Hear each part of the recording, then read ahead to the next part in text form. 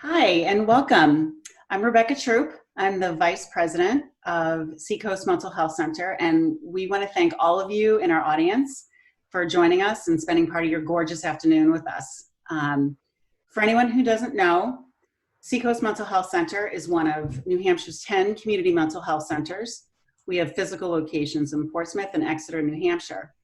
We see our clients via telehealth and in person in our offices, as well as through an emergency services line, which is open 24/7. We see people in the emergency department of Exeter Hospital in Exeter, New Hampshire. We are co-located in area schools and in some of our local primary care physician offices. As a community mental health center, we provide a broad, comprehensive array of high quality, effective, and accessible mental health services to children, adolescents and their families, adults and the elderly who reside in the eastern half of Rockingham County, regardless of their ability to pay.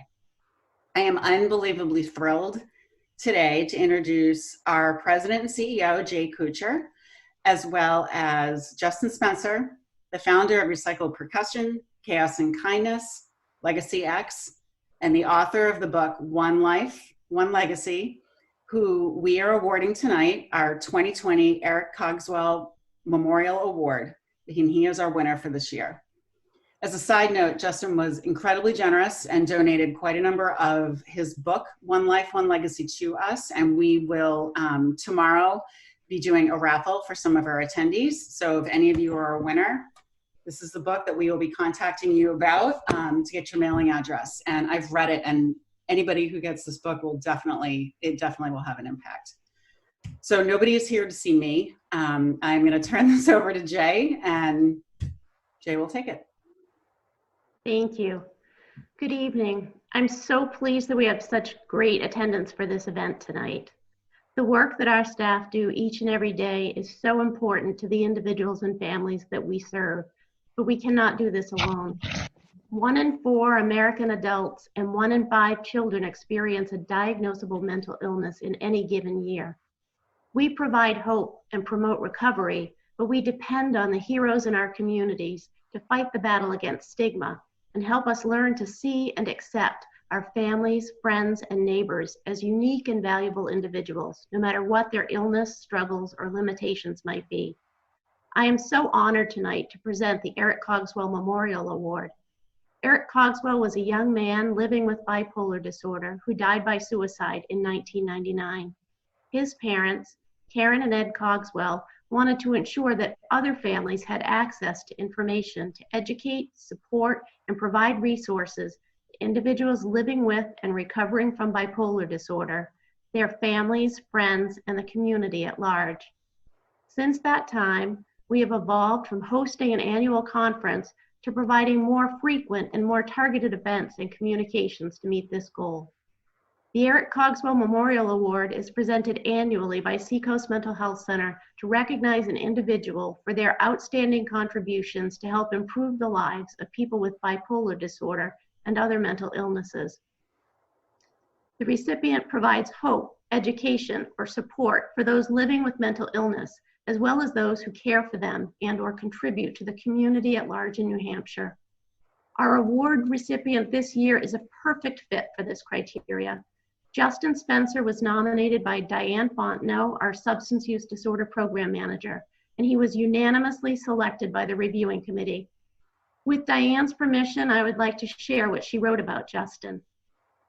Justin lives as a real-life role model for New Hampshire citizens of all ages, putting himself and his experiences on display in a manner to educate, inform, and encourage kindness, love, and hope to those living with depression, anxiety, and other afflictions.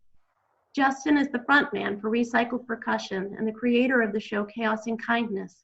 He leads a team of public and behind-the-scenes crew dedicated to providing new and compassionate opportunities for those struggling with mental and physical disabilities.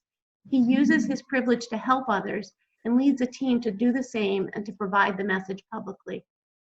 Justin has spearheaded a campaign of inclusion and compassion after gaining notoriety through his musical efforts as a contestant on America's Got Talent and his group's fame following tenure in Las Vegas. As a New Hampshire native, he has returned home to give back to New Hampshire communities and break the stigma around mental illness, and to normalize living with symptoms of depression, anxiety, and not allowing it to rule who you are. Justin has included in his written work, as well as as online and in-person events, discussions on mental illness, telling his story to break the stigma and encouraging others to accept and treat those with mental illnesses with kindness through his Chaos and Kindness campaign. He regularly publishes message of inclusion and kindness on social media, as well as videos of himself and members of Recycled Percussion in the New Hampshire community demonstrating how to show kindness to those less fortunate and those with mental and physical disabilities. Justin has promoted wellness through dedicating time and resources to educate and raise awareness on reducing stigma.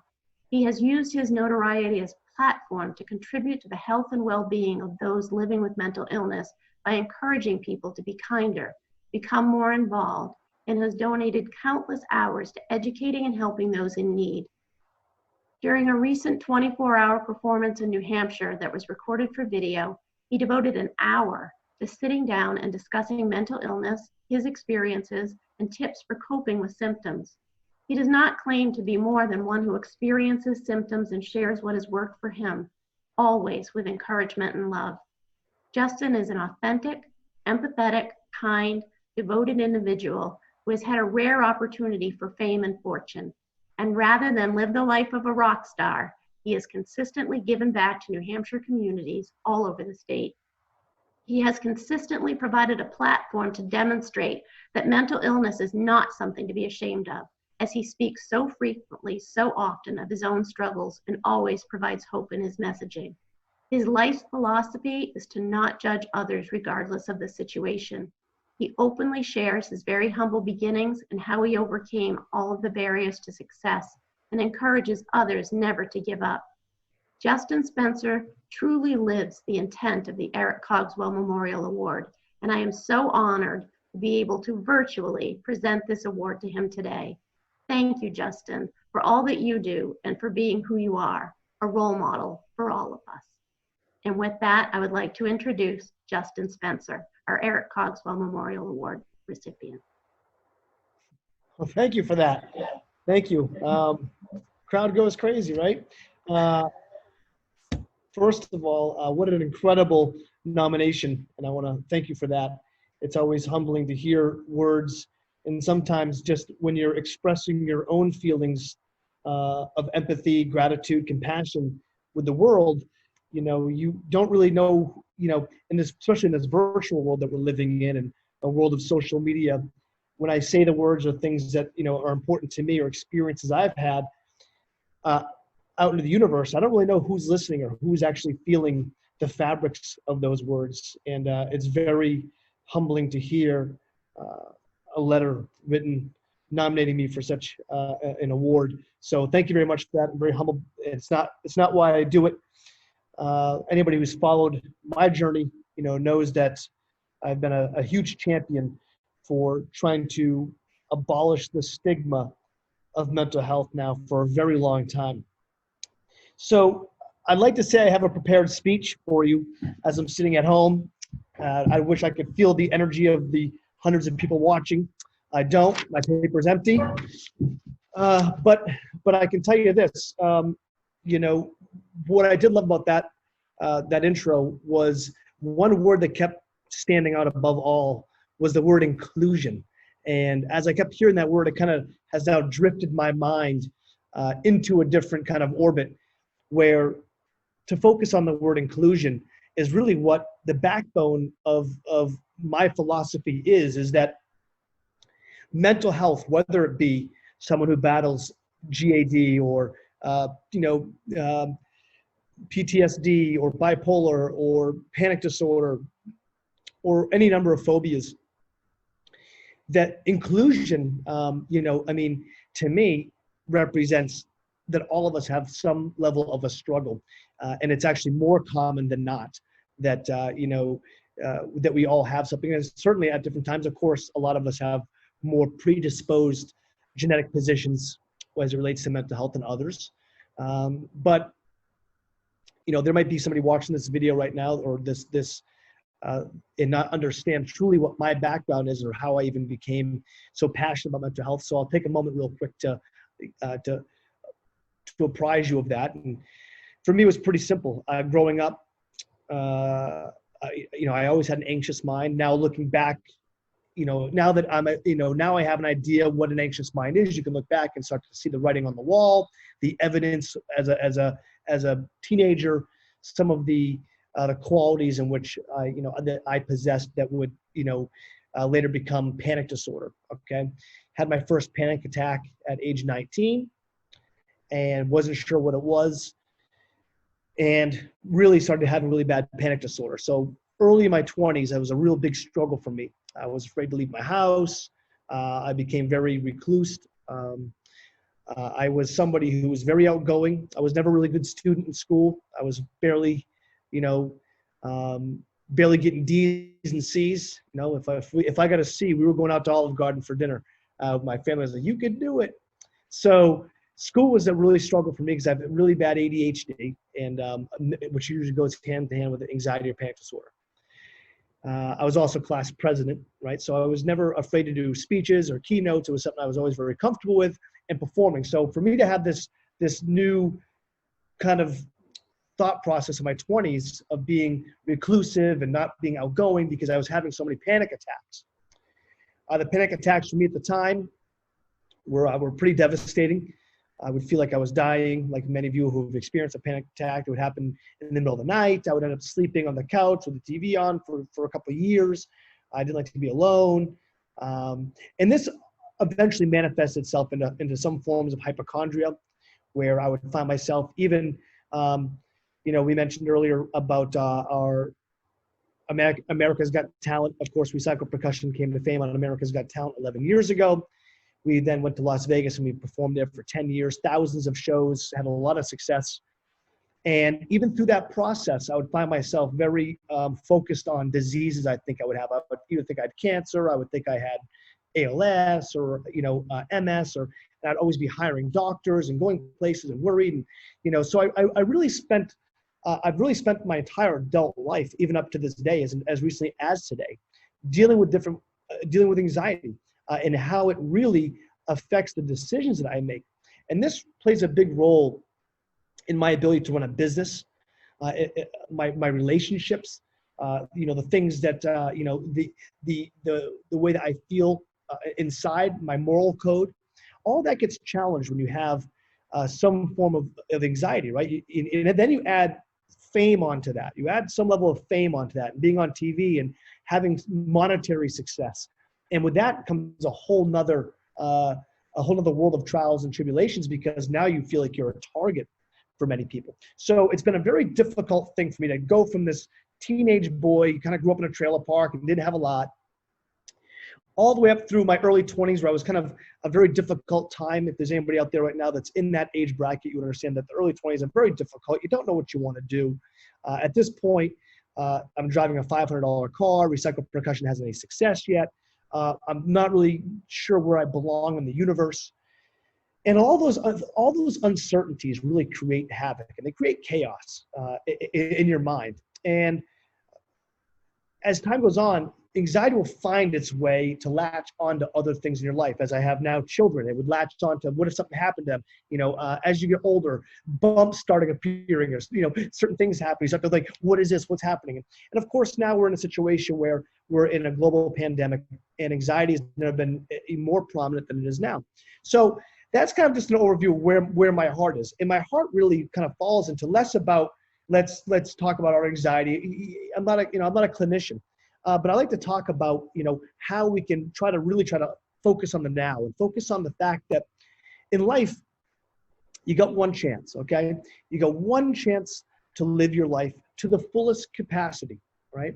And how do you apex your life, and how do you really take and monetize the value of your life at its peak? And when you're dealing with things like anxiety and depression or panic disorder, things like that, all these things, all these acronyms or these words that I'm using, their whole job is to prevent you from having a life that is easy to live. They're just speed bumps. They're challenges, right? They're like you're trying to climb up a mountain and you got a bag of rocks on. So if you're out there and you're battling these anxious mindsets or depression, there's a medical side to that, where we can talk about how effective medication is. And I take medication and I find it to be very, very effective for me. But we could talk about that. But we can also say, let's move on from that for a second. Let's assume that we all have these feelings. It's not for me to say, yeah, you have depression, just go to the gym, it'll be fine. There's so many different levels for all of us. But what I can tell you this is that there is always a way. There's always a way, and there's always another path somewhere where you can find yourself, all right? Now, some of us might have more path options, right, in our life to find happiness, to find purpose. And some of us might be a little more clouded thought process. It might be a little more difficult for us to identify the things in our life that we want to do. So when we had success and why I became a champion for mental health and why it was important to me was because I thought that it would be important to going back to the word, to be inclusive of all individuals. As I went through my life and I started to make mistakes and make bad moral decisions and start to become, a more well-rounded human being. And I try to progress in that every day. I always talk about self-progression. I always talk about, here I am at 43 years old, and I feel like I'm just getting started. I just learned some new things this year that I can apply to my life to help me be a better person next year. I'm always trying to figure out what that self-progression is. How can I be a better person? How can I be a better family man? How can I be a better business person? All these things that you kind of learn, right? They apply, and this never stops happening. And you should never really stop that process of self-progression. So in that process for me was this moment where I had clarity, where I started to realize that mental health, I don't even like to call it mental health, mental fitness of people that are anxious, people that, are struggling. I don't think that it's fair to judge others. And I'm not talking about judging them for their mental dispositions. I'm talking about judging people for anything. I always think to myself that I don't know what that person was going through. I don't know what they're going through. I don't know their childhood. And here's how I know. People oftentimes will judge me, right? I mean, everybody, the more popular you are, the more you're going to get judged. Doesn't mean it's bad or good or indifferent. It's just a judgment. And I hate the feeling of someone judging me, right? It doesn't matter if I pull up in a nice car and they say, oh, rich kid spoiled. Like, they don't realize I grew up in a trailer park. They don't realize the things that I saw for domestic violence growing up. People will judge me because I don't drink alcohol. It's been pretty well noted that I don't do drugs and I don't drink. I've been pretty passionate, against alcohol for a very long time. And that's just because of my upbringing. So there's certain values that I started to apply to my life that I thought were important. So I wrote a book called One Life, One Legacy, and it came out 6 years ago. And this year alone, we sold enough copies that could qualify for the New York Times bestseller. COVID played a big part in that. It was a book that I thought would resonate with a lot of people. We relaunched it. It was a great success.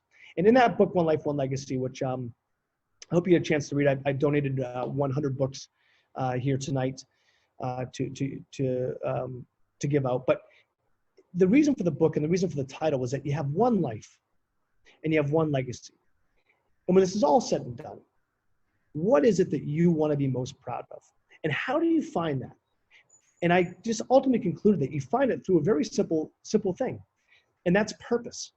Like, what do you want your purpose in life to be? And if you can solve that, and that might be a moving target, but if you can solve that one word, it's an evasive one. It's a very evasive word, but if you can somehow find a way to identify what your purpose is, it makes everything that much clearer. It makes the anxiety or the depression that you're going through, it makes it more like just an obstacle instead of a complete wall, right? Because when you're having, like for me, okay, so if I think about what I battle most, I have anxiety first and depression becomes secondary. I don't have depression as much as I have anxiety. And I have pretty bad anxiety. And anxiety can take form in so many different ways for me.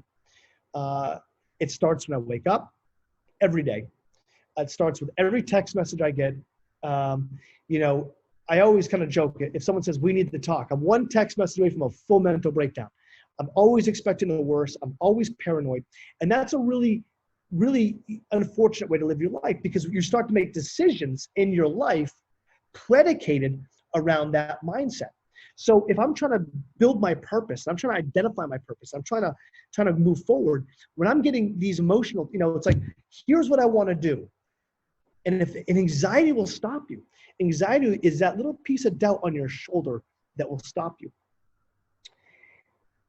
It was important for me to help people understand that they have purpose. It was also important for me to have people understand that, listen, I'm not down for pity parties.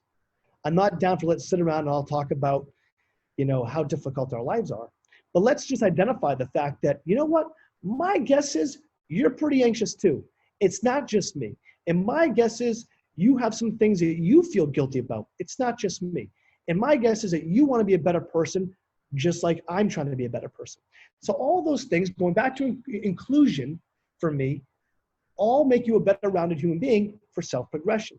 So I've now been focusing most of my efforts on how to really bring people together and say, listen, life is difficult, right? It's tough.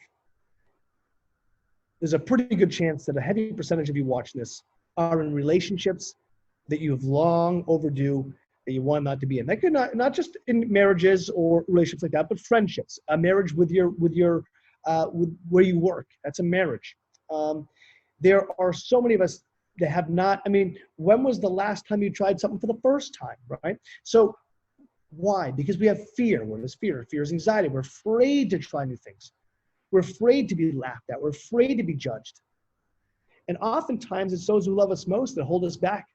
It's those that we care about most. We care about their opinions, hold us back.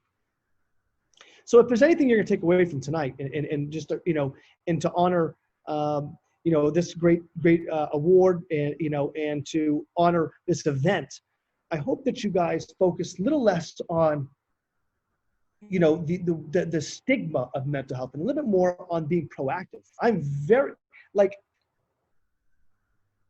I hope there's no kids watching. If they are, plug their ears.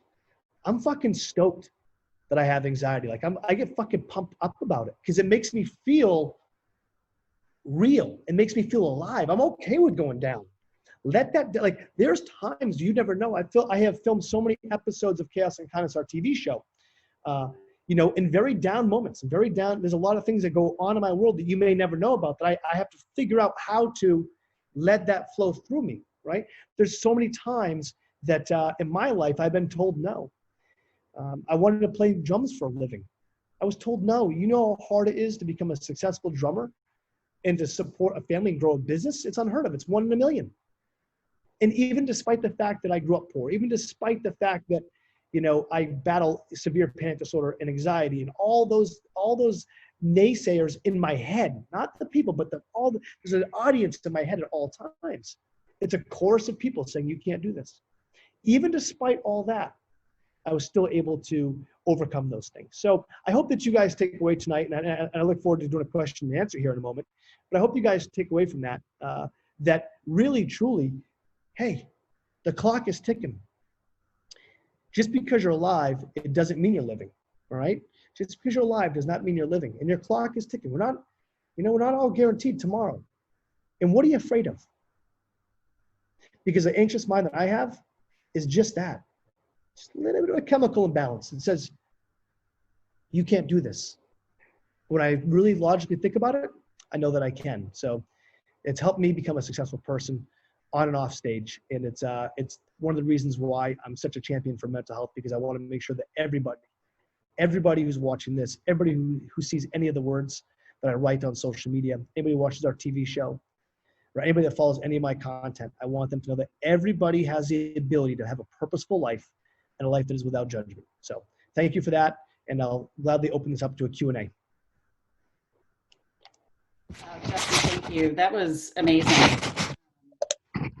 We spend a lot of time at Seacoast working with individuals and my job is to work out with the community. And, we spend a ton of time working on the fact that everybody has something, like you said, and whether it's a diagnosed mental illness or a diagnosed condition, or whether it's, I don't know how to handle this situation in my day and it's taking me down and I live in fear. You know, that's a really incredible thing to humanize and to normalize with people. And especially at all ages, you know, starting with our kids.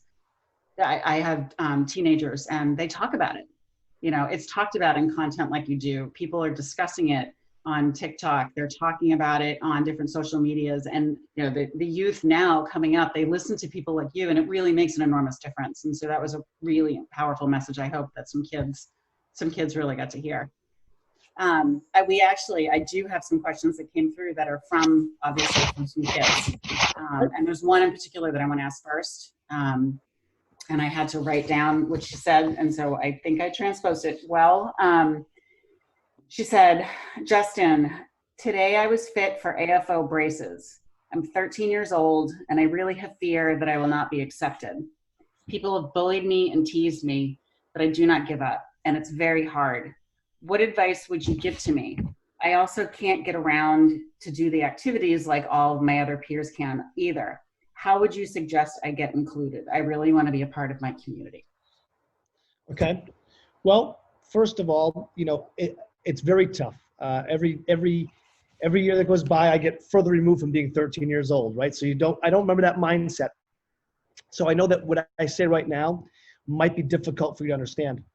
But the people that are picking on you, bullying you, putting you down and judging you, they're not going to matter 25 years from now.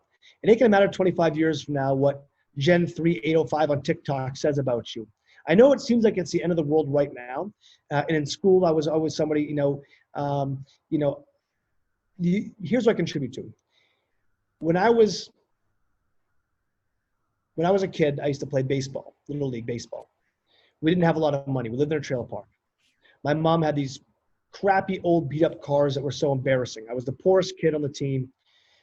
And when baseball practice would get done, let's say it got done around 5 o'clock at night. I would tell my mom that it got done at 6 so that all the kids would be gone by the time my mom came to pick me up because I was so embarrassed about the car that she drove. And I still talk about those things and still feel those today. Well, I can't tell you how to feel about your braces or things like that. I can tell you that, you know, at a young age, I know how impactful it is to feel judged by other people. And I know that feeling of being judged. We talked about that in the speech a moment ago about the feeling of being judged. But I also know that none of those people that I went to, played baseball with back then, they don't exist anymore. And I know that it seems like the whole world is encompassing right now, but you're better than that. You can be an inspiration, and you have now the opportunity to rise above that and make your story an inspiration. Instead of looking at yourself as a victim of something, you can look at yourself as somebody who can be a motivator, because I imagine there's gonna be somebody looking at you saying, hey, that person, she's an inspiration.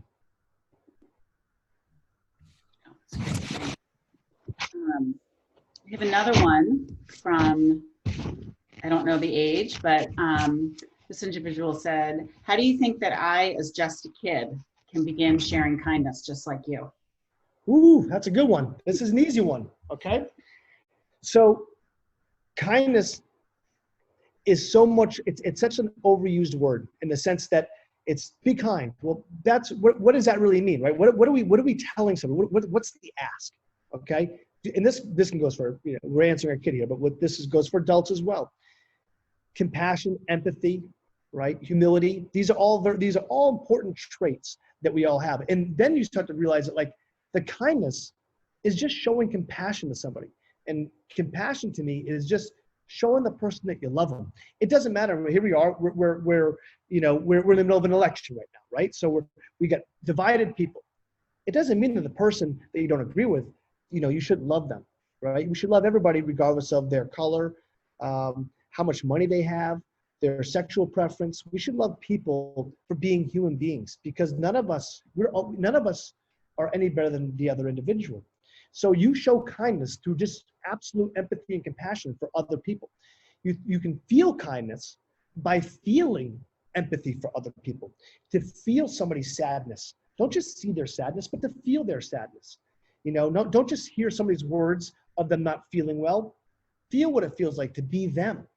put yourself in their shoes. And in those kind of instances, you'll find organic ways to be empathetic, which will ultimately lead to what I think is the most important part of kindness, and that's compassion. I think that's probably something that particularly this week, all of us need to listen to. Yes. Yeah. Amen to that.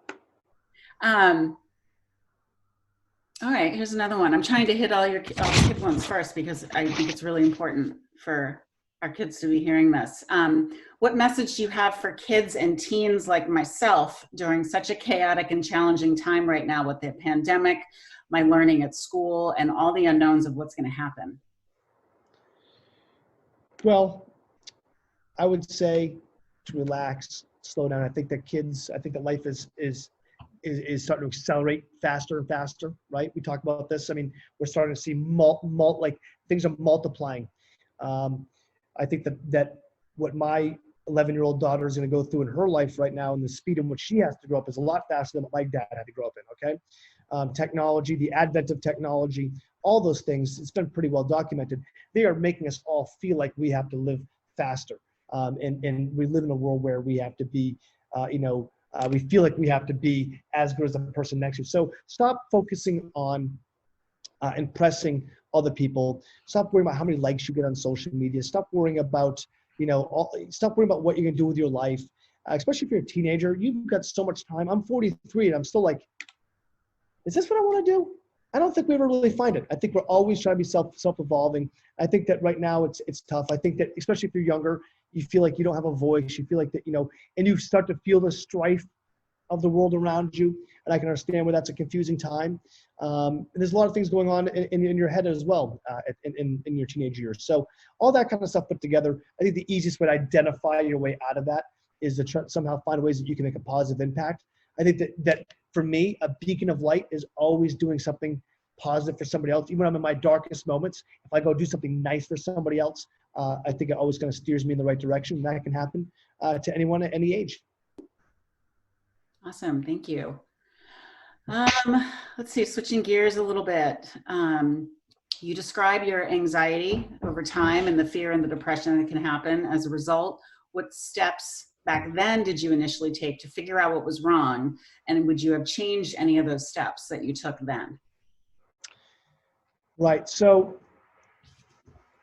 I think everybody's story is different and everybody's needs are different. So I want to preface this before I tell you what my cocktail of success was. So for me, when I started panic disorder, of course, I didn't know what it was.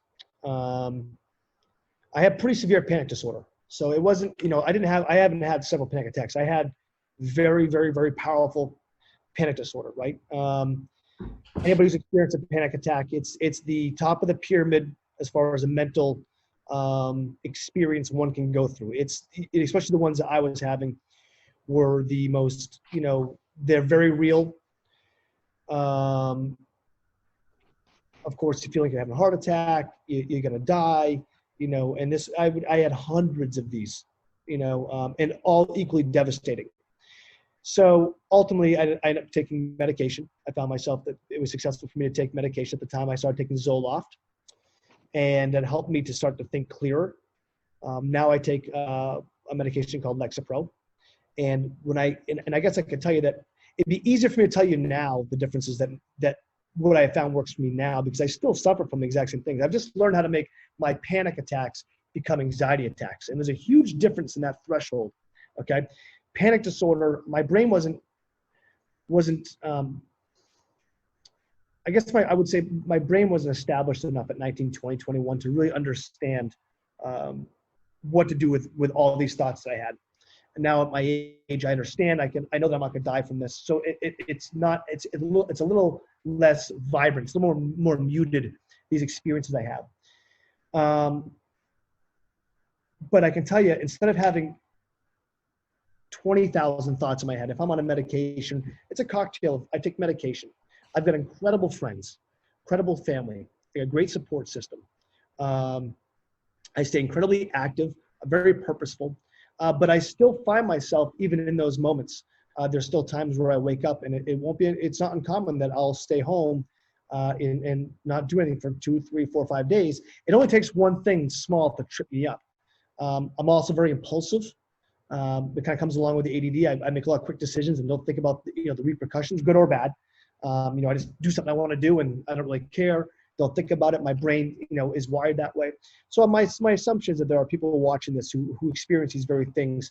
I also have, OCD. So OCD is difficult because I want everything to be perfect. And so I can't launch and this is how it affects. Now, this is a great way to look at it because maybe there's some older people watching this that are in the real world and they've got jobs or they've got businesses. The OCD gets tough for me because, whether it be a Chaos and Kindness brand or a TV show or I'm launching something, I want everything to be absolutely perfect. So what the residual effect is nothing actually ever gets launched. Nothing ever gets done because I want it to be so perfect that nothing ever happens, right? So you're always waiting for the perfect time to do something and it never actually happens because there actually never is a perfect time. So it's kind of a roundabout way to answer your question, but I mean, for me, I don't want to get into the world of here's what you should do. I'm saying, for me, I'm somebody who proudly has no problem saying, yeah, I take medication. I look at my anxiety and panic disorder as no different than somebody who has diabetes, somebody who has, a medication I take for high blood pressure or cholesterol. I just take a medication because my chemistry is a little bit weird in my head. And when I take a medication for me and I mix that with beautiful people in my life, a great, a good diet and eating, and working out and all these things. And most importantly, at the top of that pyramid, purpose, then I find myself very in a much happier place. We talk about that a lot at the center with our clients from the perspective of, people hear a mental health center and they think, well, it's therapy. And we look at it. I mean, if you look at our range of services for people, if we always kind of talk about that, if somebody comes in and there's one component of their life that's falling apart, like suppose it's a mother comes in and she has food insecurity, so she knows she can't feed her children, or if someone's losing their job, or if they're physically unhealthy and maybe having a physical fitness program would work with that. We try and address, if we can, the whole package, because nobody's going to walk through the door to get their medication and to do what they need to have this purposeful life if some other component is falling out of the floor. And it's this whole holistic picture that we also look at. I had one just come in from Hillary, who's 9, who wants to know what is or was the best advice anyone's ever given you. Well, hi, Hillary. Sorry for the F-bomb. So we have 13 and 9 so far. Yeah, I'm like, is there any kids watching? 13 and 9. Okay, perfect. Well, there we go. Hillary, what's the best advice anybody's ever given me? Wow, that's a pretty good one. I'll give you this one. My good friend Fred Bramante, who owns Daddy's Junkie Music, was a big company a long time ago, once told me, find something you love to do and find a way to get paid for it, and you'll never work a day in your life. And that was pretty much what I decided. I'd play drums for a living and didn't really think about it. And for me, I want you to think about this. I did a high school talent show on a bunch of trash cans. I was a poor kid in a small town. Our band's gone on to make millions and millions and millions of dollars, playing all over the world. We've done some of the coolest things, from playing the Super Bowl to the Grammys, 6,000 shows around the world, the biggest TV shows, all from a small town in New Hampshire, from a kid with an anxious mind. Because I believe that I could do it. And I know that that's very overused thing, but I'm just telling you that I'm living proof that success can happen. I mean, I worked my butt off for it. And no matter how many times somebody said no, I just kept going. When did, so I actually had seen you in Recycled Percussion ages ago. I mean, quite a long time ago. When did you start using Recycled Percussion to champion mental health? So where was the shift from when you decided this is something that I need to do as part of my purpose and my mission in this whole structure? It was the first time I see mental health or inspiration. I mean, when Recycled Percussion first started, it's our 25th year. When we first started, you can look back to the early days. Even when I was 19, 20, 21, I would go to schools and play, talk to kids about the importance of staying away from drugs and alcohol. That was a big thing for me. But the mental health side of it probably started coming in around 7 or 8 years ago, is when I started, really getting into it was a moment where I was like, it took the moment where I realized I was sitting in my driveway, and I was sitting in this really cool sports car, and I've always been a huge fan of cars. That's always been my thing, right? I always said, I'm not going to drink and do drugs. I'm going to like cars. That's my thing. And I was sitting in this car that I always wanted, and I was sitting there, and I was like, holy cow, I made it. Like I somehow invented an idea. Everybody said I couldn't do it. In 15 years of hard work, and I'm sitting in this car. I did it myself. And that was the moment where I said, I can convince people that they can do it as well, organically through my story, regardless of the mental health struggles that they have. And that was kind of the fire that lit, that lit the mental health thing for me. And it's only continued to grow because I think that I think I suffer with mental health now more than I ever have. So as I've gotten more success, my anxiety has gone up. I don't think I've ever been more anxious in my life than I am now. I think my struggles are worse than they've ever been now. So I'm sitting here telling you, as my success, as my life got easier, everything that in my life has become more difficult, right? So I'm telling you, and why I come out and say it, I've got a forum of hundreds of thousands of fans that can see a post that I make. It's for me, I have no problem coming out and saying, hey, today my brain's going crazy today. I'm anxious today, or this, and the reason why I think the words I speak resonate is because unlike some doctors, I experience this every day. So I'm just telling you what I'm feeling. I'm just talking out loud what I'm feeling. And I think that people, find some solace in that, and they find some connectivity to it. I also think they go, well, if he can say it and not be embarrassed about it, then I can do it. And that's empowering people. And that's important to me. Yeah, that ties into something someone else asked. They said that you seem to live with a general motto of you don't have to live the life you're living if you don't want to. So how can I change my life? How do I find bravery in all my fear? You have to stop caring what people think of you. It's that simple. You have to stop caring what people think of you. What's the worst case scenario? What's the worst case scenario? You what? If you're at the beach and you see a beautiful girl, or you see a guy that you think's cute and you want his or her phone number, if you don't go ask, well, you didn't get it anyways. So you might as well try. In life, you might as well try. You might as well try to do something in your life that you want to do. Worst case scenario, it doesn't work out. And my belief is, as morbid as it sounds, this life ends at some point for all of us. So what do you get to show for it? Just go for it. Just jump in, and just don't worry about what other people think of you. Because I think that a lot of us hold back on what we want to do because we're fear of what other people think, and we fear their judgment. I have some more here, questions that let's see. Well, I have a comment from somebody who, just to share with you, said, Justin, thank you so much for all you do. I totally support everything that you do. I was at your store's grand opening. That's the Chaos and Kindness store in Laconia. Have been to 2 local shows, purchased your product, and got one of your signed books. I have a family member who attempted suicide and several with anxiety, and I just so appreciate everything. So I just wanted to share that with you. Yeah, I love hearing stories like that. I think that it's been difficult for me. There's been many times where I've been at a show and meet a fan. They'll come and say, "You've literally saved my life," or "Something's happened." Those kind of things. It's a lot of pressure on me sometimes. What I'm saying? It's a lot of pressure that people, come up and say, "Hey, you're my biggest inspiration. You do this for me." Those things are tough for me to handle, but I take hearing those messages. They also empower me to spread my word. So. Again, going back to the whole idea of inclusion. Here's somebody who asked, Justin, what are your coping skills at night if you have a panic or an anxiety attack if you're alone? Yeah, so I find anxiety is worse at night and worse in the morning for me. 2 reasons. One, I think at the end of the night, right, you have all the thoughts of the day that are kind of in your head. In the morning, I don't know if you're like me, but I'm overcome with ideas and thoughts. And again, let me preface this one. Anxiety isn't always a negative, okay? An anxious mind doesn't always mean it's down thoughts. Sometimes I just wake up and go, I gotta do all these things. I got these ideas. I want to, and being a creative person, sometimes it's a little tougher to get those things out. But at nighttime, if I'm having panic or things like that, I think you have to kind of find what your true north is. I think you have to find something that is grounded. I think that it's really tough right now with, I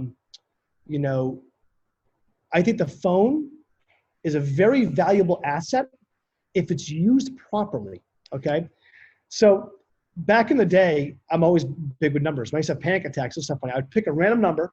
I'd pick like 473. And I would count backwards from 3 as long as I could. So I'd be like 470, 467, 464, and I would start doing these numbers in my head. Or I'd start picking different combinations of numbers. So from a calming perspective, that's one thing I would do. I find myself, I get a lot of insomnia, not necessarily like when I stay up all night long, but I have a hard time going to bed with a clear mind. As I lay down, my head hits the pillow, all these ideas start coming, and that's when panic starts to set in. Medications always help for me a lot in that sense if I have to take some medication to calm me down at night. But I also think you have to find a true north. And what I mean by a true north is find something that is for you. If it's going on the phone and watching a YouTube video about other people's experiences, feeling connected to someone else who feels very similar to how you're feeling is different. Have some backups, have some podcasts loaded, have some different things you can listen to or see. The phone, the social media and things like that is the opposite, right? We don't want to be going to bed on Facebook and Instagram. That's usually just a recipe for disaster. But there are some ways that I find that, I look back and go, man, I wish I had the phone when I was dealing with panic disorder when I was in my 20s in 1999 or whatever, because I didn't really have a lot. You put the VHS tape in and you watch a movie, but there was no one really around to talk to except the person that was in your house. So now I would find a good resource. I'd talk to people at night. I would pick a couple friends of yours, go to bed at night and talk to them. Talk to your husband, wife, or your spouse. I mean, talk to people is a big thing. Getting a clear head before you go to bed at night, that's an important thing. All those kind of things seem to work for me, but I think just having connectivity is important. Awesome. That was very helpful, I'm sure, for a lot of people. Thank you. Looks like we have a New Hampshire State Rep on here. Hello to Justin from Merrimack, New Hampshire State Rep Nancy Murphy. I'm so appreciative of all that you are doing for those dealing with mental health issues. Your show and events like this are what will make a real difference for individuals struggling here in New Hampshire and across our nation. I remember you from Goffstown High when you were a student with one of my foster children, Tanya. You were awesome then, still awesome now. Thank you, Justin, for chaos and kindness and for sharing your musical talent and for the kindness you showed to everyone and for making yourself so accessible. You're the real deal. Thank you. Thank you. I love hearing that. Thank you. Here's somebody who, and I think we have time for a few more questions, who's going back to sort of your roots with where you started with your message out about alcohol and drugs and kids. She asked, what would you suggest to today's kids and teens to stay away from alcohol and drugs? Were you pressured to use? And if so, how did you resist? And what can families, and I as a parent with teenagers will add my own 2 cents into this, do you give to parents to give kids to have the strength to resist that? Well, I had a superpower behind me. I was very unfortunately exposed to a lot of alcohol and drugs as a kid. So being exposed to alcohol and drugs as a kid showed me that I never wanted to do those things. So by an early age, by age 10, I'd already decided I'll never drink. I saw a lot of domestic violence in my house, a lot of alcoholism. And because of those things, I personally already had a hatred for whatever that caused. Now, I always kind of think those things can go one of two ways. You can either start going down that path yourself and think that's how it should live your life. But I chose a different path. Now, dealing with the peer pressure thing, this goes back to there's no more difficult profession to be in, to not drink and do drugs, than rock and roll. Okay, there's no more difficult city to be in to avoid those things as Las Vegas, where we spent the last 11 years. So I would challenge anybody out there who's questioning themselves, especially in the adolescent age, to make a list. To make a list and put at the top of that list, what is something it is in your life that you want to do? And then I want you to put a line in the middle, and I want you to put all the things that are going to help you achieve that and all the things that will hurt you and stop you from doing those things. And I can promise you 10 out of 10 times, you will have alcohol or drugs on that list that will prevent you from doing it is what you do. And that's up to you. If you want to, I've never been a person to go out there and say, don't do this. I don't want to judge somebody. If they want to drink, that's their thing. If they want to do drugs, that's their thing. I'm just telling you, if you think for a second that my ability to be successful, we talked about this, with no money, from a small town, to make a brand that has made tens of millions of dollars, okay, playing drums, which is unheard of. If you think that me staying away from alcohol and drugs didn't play a role in that, of course it did. Well, all my other friends were out there doing those things. I was practicing, I was thinking, I was working, and it doesn't mean you can't live a great life. And I tell you one thing, I've had some of the coolest experiences that anybody could ever have without doing any of those things. Again, I'm not here to tell you or preach to you either way. I'm just letting you know that for me as a human being, I have found a great deal of success in staying away from the things that I think destroyed my family as a kid. Awesome, thank you. And I think we have time for one more, although I will throw in that somebody has popped in and mentioned that you threw a drumstick at her when you were doing a traveling concert at one point. So someone remembers that when you were on stage, she used one of your drumsticks. I hope you get hurt. We've been sued before from that.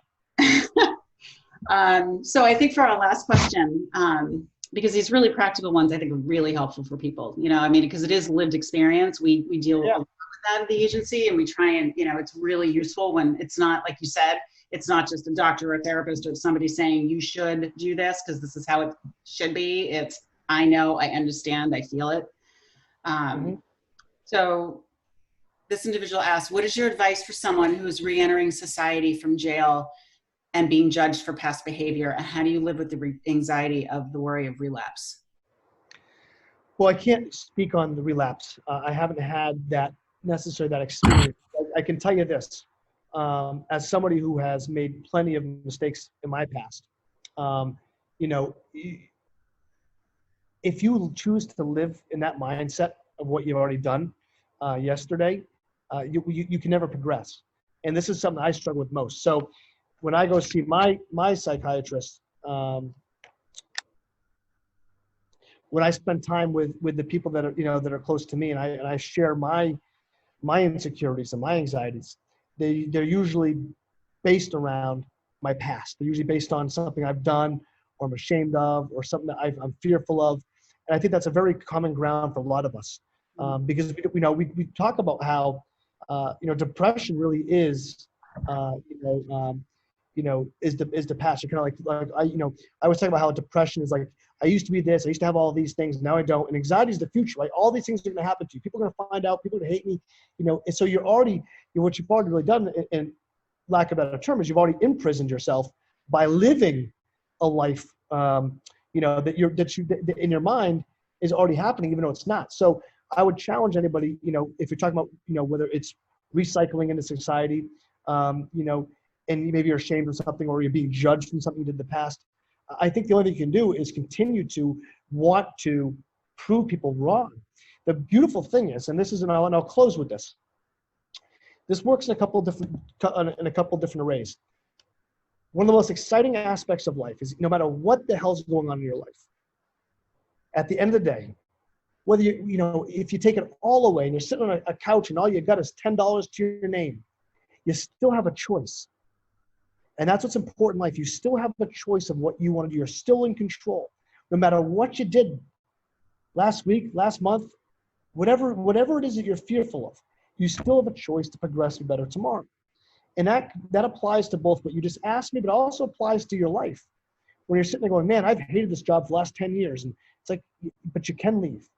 And you can do anything you want. If you want, you can dream it. I mean, one of the most exciting things to do is you have the internet.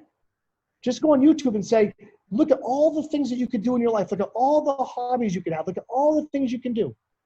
It doesn't matter if you just got out of jail. It doesn't matter if you get no money in your bank account. It doesn't matter what you have. You can start working towards that goal. Start identifying what it is that you want to do. And I think for me, that's why I talk about the importance of not judging someone. I think the younger me would have absolutely judged that person since they came out of jail. The person me now, no. And even if I catch myself judging, I've learned how to stop it. I pride myself on being someone who does not judge other people. I just don't do it. Because I get judged a lot. I don't like the feeling of it. And I would never do it back to somebody else because I know how that feels. So that whole premise that unless you've walked in someone's shoes, you have no idea. And that's really true. I know from my life experiences too. I've gone through a few experiences myself where I realized, the second you do that, you're way worse than anybody that you're actually judging. Correct. As soon as you cross that line. Well, Justin, this has been an incredible period of time with you. We've been and I don't know if I'm going to be able to share this effectively. We were really so honored to be able to have this award for you that we'll be sending you. This award has been given out for almost 2 decades at this point. And it is incredibly meaningful. And you come into a long line of really successful and impactful people in the state of New Hampshire and what they have done to help people promote recovery and provide hope.